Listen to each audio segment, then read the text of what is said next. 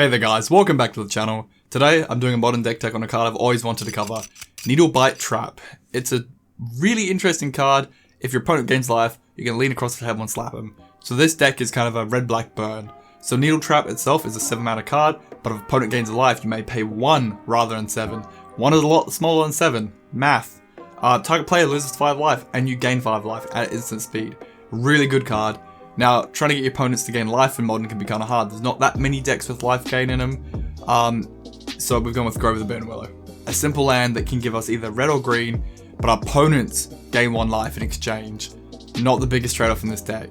So when we activate it, probably for red, they gain 1 life, but then in response to that occurring, we can pay 1 black, Needlebite Trap, hit them for 5, so they're only actually losing 4 because they do gain 1 to the Grove, but we gain 5 life. A 9-point difference between us for 1 mana is pretty cool.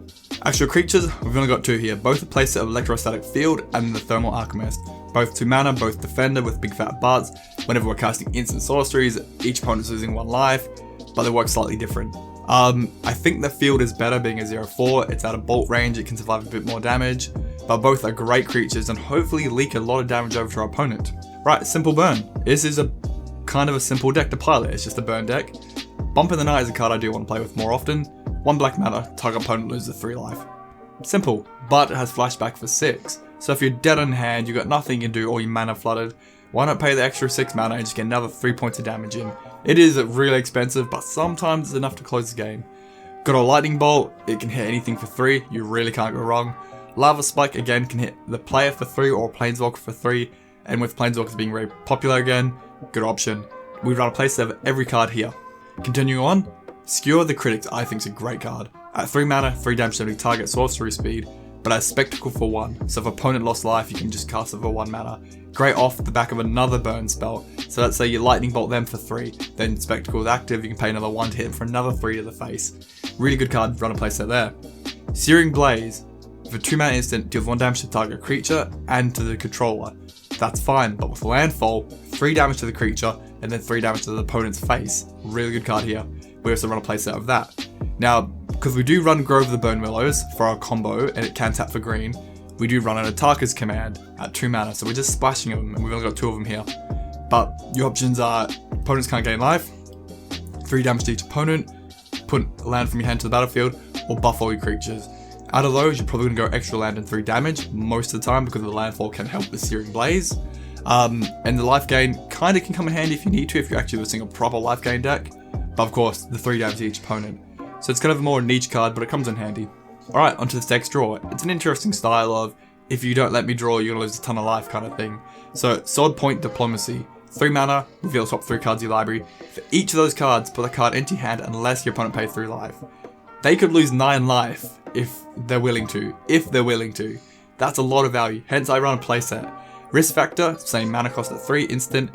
Target opponent may have them take 4 damage, or you draw 3 cards, and it has Jumpstart, so you can cast again from your graveyard. Hence I only run 2, because with Jumpstart, you're nearly getting 4 copies there. I love this. They can lose a ton of life, or give us a ton of card advantage, their choice. Right into lands. Of course, Grove of the Burnwillows, playset because it's built around the Needle Trap, it's a must-have, and it does let us splash into green, which we use for Ataka's Command and our sideboard.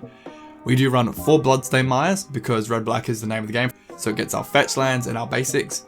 We do run 2 Wooded Foothills, because they can get also our shock lands and some basics that we need.